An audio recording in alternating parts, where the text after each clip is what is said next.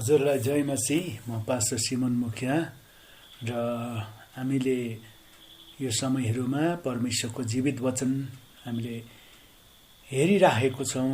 अनि हामीले अस्ति गिलगालको बारेमा हेऱ्यौँ, अनि अहिले हामी बेतेलको बारेमा हेरिराखेको छौँ। हिजो हामीले बेतेलको बारेमा हेर्दै थियौँ कि कसरी चाहिँ एलिया चाहिँ अब स्वर्गारोहण हुने बेला भएको छ र तिनी चाहिँ अब कहाँ झर्दैछन् भन्दाखेरि चाहिँ आफ्नो विद्यालय पाठशालाबाट अर्थात् गिलगालबाट तिनी तल बेतेलमा झर्दैछन्। अनि यहाँनिर एलियाको स्वर्गारोहणको बारेमा हामीले दोस्रो राजा 2 अध्याय हामी 2 अनि 3 पदबाट हेरिराखेका छौँ। र हिजो हामीले हेऱ्यौँ अब्राहमले कसरी कनानमा प्रवेश गर्दा बेतेलको छेउमा पाल टाँगे, साथै तिनले त्यहाँ एउटा वेदी बनाएको कुरा हिजो हामीले हेरिरहेको थियौँ।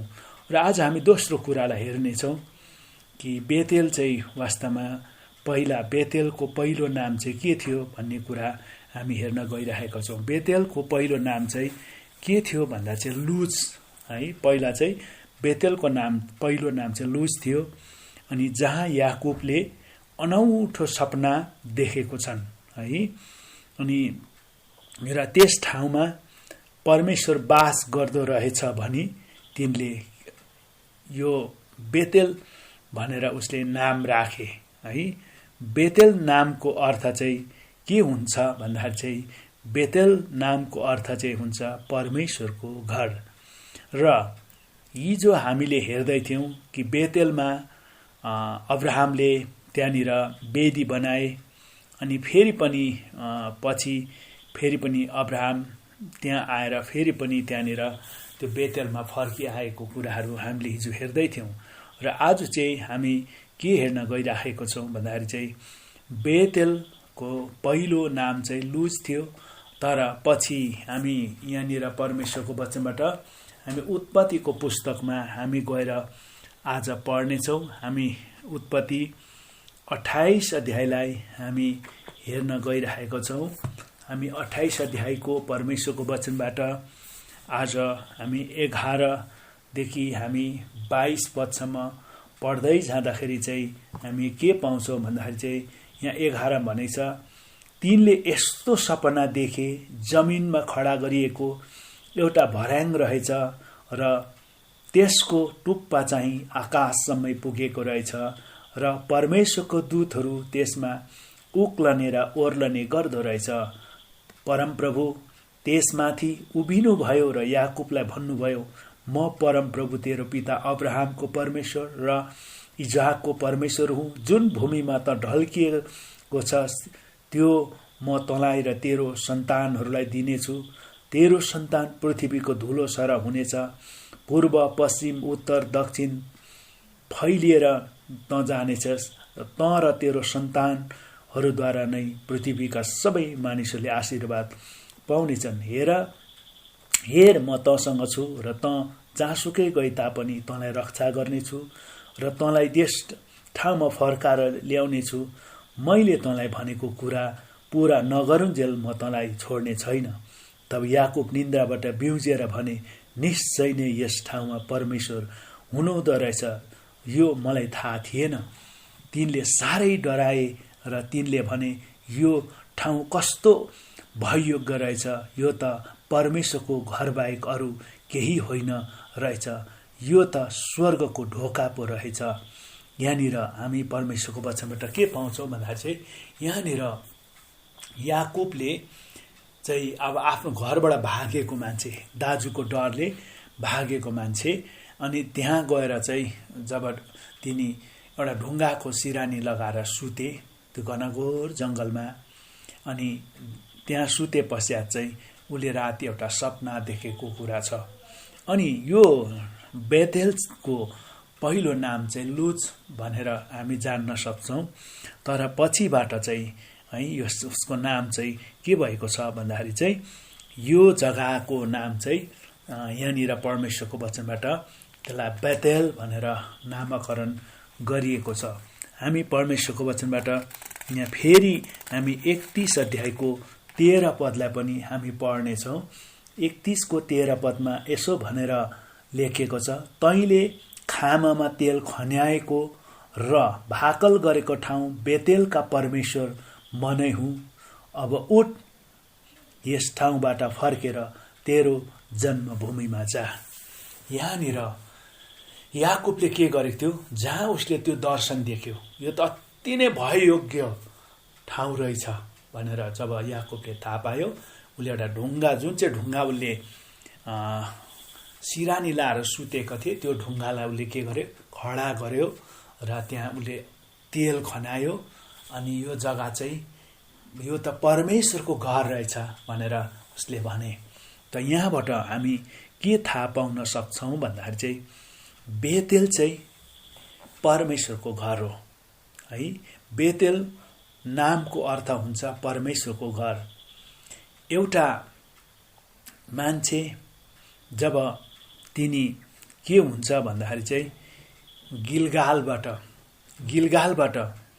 जब यहाँ एलिया बेतेलमा झर्दैछन् है, बेतेलमा आउँदैछन्, गिलगालबाट बेतेलमा आउँदैछन्। अनि बेतेलमा आउँदाखेरि चाहिँ यहाँनिर त्यो गिलगाल चाहिँ हामीले अस्ति हेऱ्यौँ, गिलगाल चाहिँ कस्तो ठाउँ थियो भन्ने कुराहरू। त्यहाँनिर चाहिँ अगमवक्ताहरू प्रडक्ट हुने ठाउँ, अगमवक्ताहरू तयार हुने ठाउँ थियो भनेदेखि चाहिँ अब बेतेल चाहिँ यहाँनिर याकुबले त्यो ढुङ्गाको सिरानीलाई उसले खडा गरेको छ।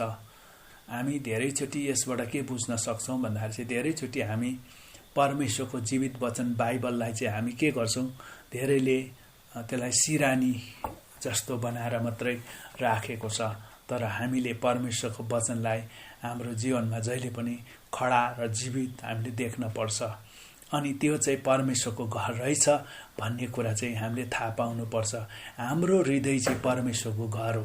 बेतेलको अर्थ चाहिँ के हो, पहिलो कोरिन्थी 3:16 पद अनुसार चाहिँ तिमीहरू चाहिँ पवित्र आत्माको मन्दिर हो भन्नुभएको छ। हाम्रो हृदय चाहिँ पवित्र आत्माको मन्दिर हो, अर्थात् हाम्रो हृदय चाहिँ बेतेल हुनपर्छ। जबसम्म हाम्रो हृदय चाहिँ गिलगालबाट हामी बेतेलमा आइपुग्दैनौँ, जबसम्म हामीले परमेश्वरको वचनको शिक्षा सुनेर, वचन सुनेर विश्वासमा हामी परिपक्व हुँदै जाँदाखेरि चाहिँ हामी अब परमेश्वरको घर, अर्थात् यो त परमेश्वरको घर रहेछ भनेर बेतेलमा जब आउँछौँ, हाम्रो जीवन चाहिँ अब बेतेलमा परमेश्वरको घरमा त्यो चाहिँ घनिष्ठता हो। जबसम्म हामी परमेश्वरसँग घनिष्ठता हुँदैनौँ, हामी परमेश्वरको कुरा बुझ्न सक्दैनौँ। परमेश्वरको कुरा बुझ्नु हो भने हामी बेतेलमा आउनुपर्छ।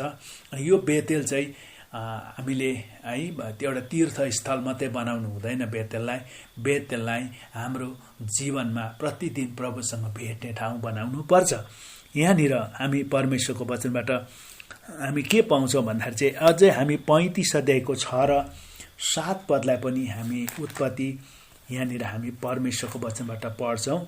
35 को हामी 6 अनि 7 पदलाई हामी पढ्दाखेरि यहाँ के पाउँछौँ भन्दाखेरि चाहिँ यसो भनेको छ, याकुब र तिनीसँग भएका सबैजना कनान देशमा भएको लुज सहरमा अर्थात् बेथेलमा आइपुगे। त्यहाँ तिनले एउटा वेदी बनाएर त्यस ठाउँको नाउँ तिनले एल बेथेल राखे, किनभने तिनका दाजुबाट भागेर जाँदा परमेश्वरले आफैलाई त्यहाँ तिनी कहाँ प्रकट गर्नुभएको थियो।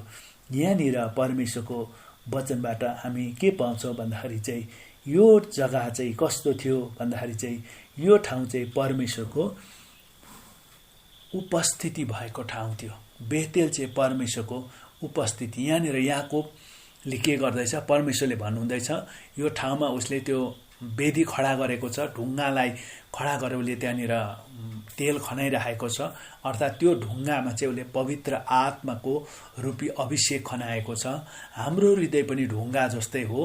अनि हामीले धेरैचोटि यो ढुङ्गालाई चाहिँ हामीले के गर्नुपर्छ, यो ढुङ्गामा चाहिँ पवित्र आत्मारूपी तेल खनाउनुपर्छ, अभिषेक खनाउनुपर्छ। अनि याकुब चाहिँ लाई फेरि परमेश्वरले भन्नुभयो, म जुन ठाउँमा म तँसँग भेटेको थिएँ अनि तँ अब तेरो देश फर्केर जानुपर्छ भनेर परमेश्वरले भनिसके पश्चात अब यहाँनिर फेरि हामी के देख्दैछौँ भन्दा चाहिँ यहाँनिर याकुबले चाहिँ अब त्यो ठाउँमा चाहिँ आएर के गर्दैछन्, तिनले त्यो देशमा बेतेलमा आइपुग्यो भनेछ, जहाँ चाहिँ है तिनी चाहिँ पहिला गएर फर्केर आउँदाखेरि चाहिँ यहाँ बेतेलमा आइपुगेको छ। त्यहाँ तिनले एउटा वेदी बनाए, त्यस ठाउँको नाउँ तिनले एल बेथेल राखे भनेर भन्दछ है। तिनले त्यो ठाउँको नाउँ चाहिँ के राखे, पछिबाट एल बेथेल भनेर पनि तिनले राखे। एल बेथेलको अर्थ चाहिँ के हुन्छ भन्दाखेरि चाहिँ परमेश्वर है, परमेश्वर। एल बेथेल भनेको चाहिँ परमेश्वर।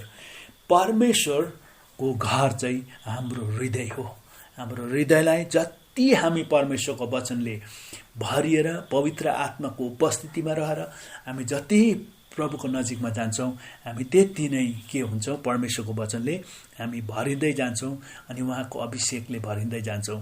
यो जग्गा चाहिँ पहिला लुज थियो। हाम्रो जीवन पनि धेरैचोटि पहिला हामी पनि त्यो लुजमा बसिरहेको हुन्छौँ, तर अब लुजबाट बेतेल हुनु अनिवार्य छ। जबसम्म हाम्रो जीवनमा बेतेल अर्थात् हाम्रो हृदयमा परमेश्वरको घर खडा हुँदैन, हामीले परमेश्वरको कुरै बुझ्नु सक्दैन। परमेश्वरको कुरा बुझ्नु भने हाम्रो हृदयलाई हामीले बेतेल बनाउनुपर्छ, हाम्रो घरलाई बेतेल बनाउनुपर्छ, हाम्रो परमेश्वरको मण्डलीलाई बेतेल बनाउनुपर्छ। धेरैचोटि मानिसहरूले जागृति खोजी हिँड्छन्। जागृति हाम्रो हृदयमा आउनुपर्छ, हाम्रो परिवारमा आउनुपर्छ अनि हाम्रो मण्डलीमा आउनुपर्छ। यहाँनिर त्यो घनघोर जङ्गलमा पनि त्यो बेतेलमा जब याकुब थियो त्यो ठाउँमा के भयो, जागृति आयो। र आज जागृति हामीले ठाउँ ठाउँमा खोजी हिँड्ने होइन, हाम्रो मण्डलीमा जागृति छैन भन्ने कुरा होइन, तर पहिला जागृति हाम्रो हृदयमा आउनुपर्छ। त्यस पश्चात जागृति चाहिँ दिमागमा आउनु हुँदैन। दिमागमा आएको जागृतिले चाहिँ मण्डलीलाई नाश गर्छ, अगुवाहरूको विरुद्धमा जान्छ। दिमागमा जागृति आयो भनेदेखि चाहिँ मण्डलीलाई तहस नहस बनाउँछ। दिमागमा जागृति आयो भने चाहिँ जागृति चाहिँ हाम्रो हृदयमा आउनुपर्छ। अनि जब जागृति हृदयमा आउँछ, हाम्रो परिवारमा पनि आउन सुरु गर्छ अनि मण्डलीमा पनि आउँछ। मण्डलीमा आउनु नै हाम्रो छिमेकीमा पनि परमेश्वरको जागृति जानु हो, अर्थात् परमेश्वरको घर जानु हो। र परमेश्वरले हामीलाई धेरै आशिष दिउन् र प्रभुको अनुग्रह हजुरहरू